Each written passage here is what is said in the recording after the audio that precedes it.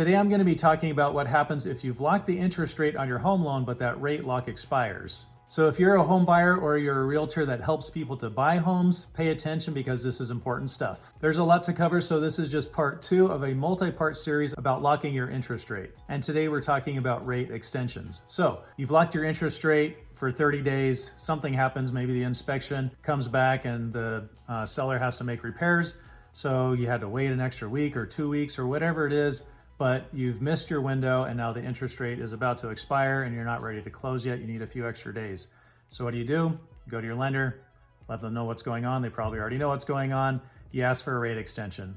It's a pretty simple thing to do, but it does cost you some money, so you want to avoid this if you can. A rate extension is done differently depending on the lender you have, but I would say most typically rate extensions are a day-to-day thing. So you're going to be paying every day extra that you need to extend that rate. And typically you're going to have to make that decision up front. So you're going to need to know, do I need to extend for 5 days, for a week, how long it is? You're going to have to make that decision.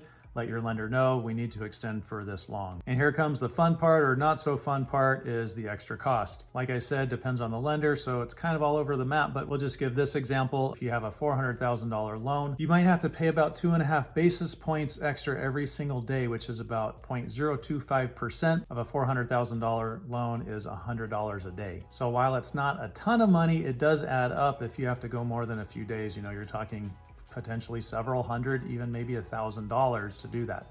So again, you want to avoid that. You want to maybe be a little bit conservative up front when you lock that rate. Just know that there is a way to extend that if you get into that circumstance. Okay, so being conservative, why don't I just lock it for 45 or 60 days up front? Well, that's because there's a cost to that. And that is going to be our next part of the series, so stay tuned for that coming up next.